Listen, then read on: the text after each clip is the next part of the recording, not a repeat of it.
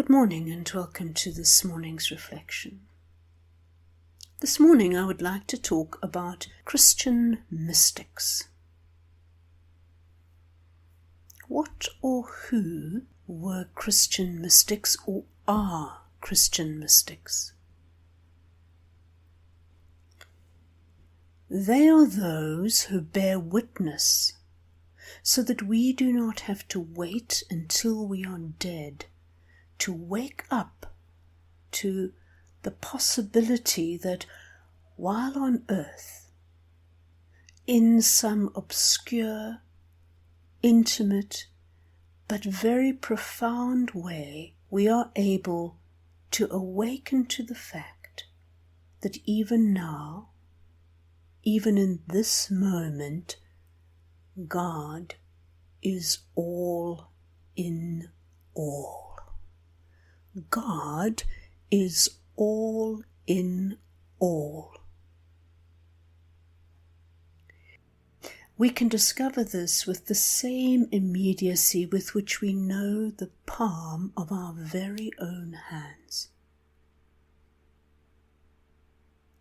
In this intimately sacred space of our own God-given lives, we come to realize the joy that death, even death, cannot destroy.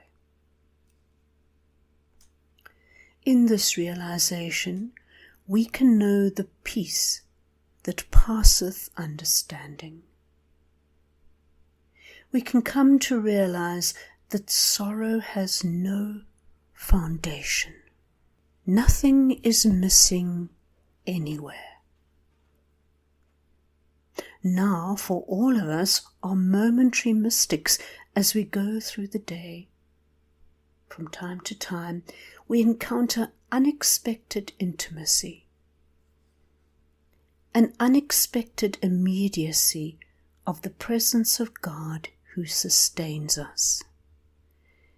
These moments may be very subtle, and if we are not very careful, we may miss them. They come to us in the midst of nature. They come to us as we lie awake listening to the rain, or when we smell a blood-red rose. They come to us in moments of loving intimacy with another person. They come in moments of solitude. They come to us in the pause between two lines of a poem. They come to us in prayer, in reaching out to help another person. They come to us in the look in someone's eyes, in the eyes of someone who is grateful that we have cared for them. They come to us in birth. They come to us in death. These are moments of fleeting clarity, which are too self-evident to doubt, moments too deep to even understand. Then they pass and we return to the normal way of experiencing things. The mystics teach us that we can live in this way. We can live in this way in a more sustained fashion, aware of the God-given nature of every breath and every heartbeat.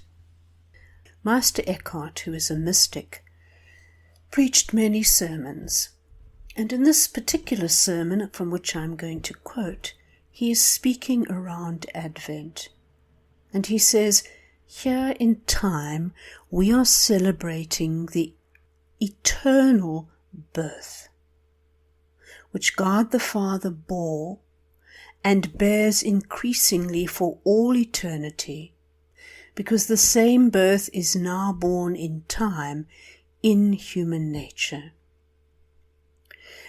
St. Augustine says, "What does it avail me that this birth is always happening if it does not happen in me? That it happens in me is what matters. And we must speak of how this birth takes place in us. We as humans are always in a situation.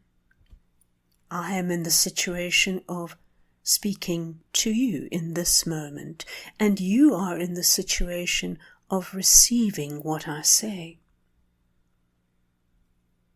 We are always in situations.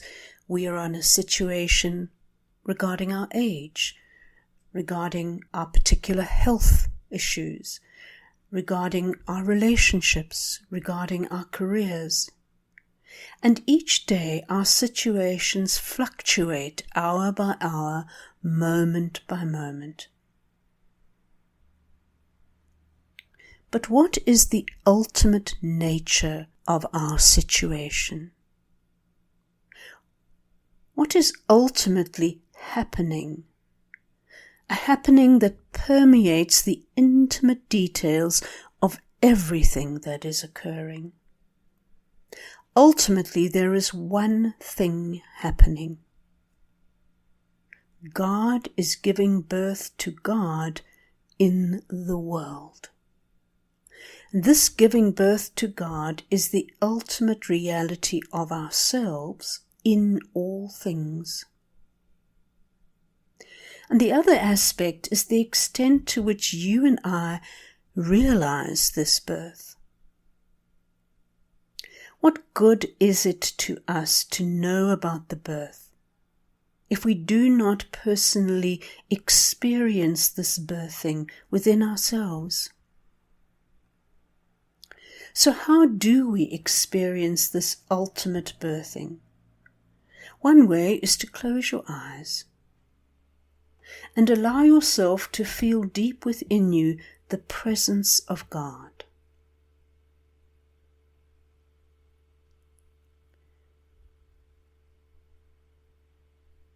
Then open your eyes and see through Christ's awakened eyes.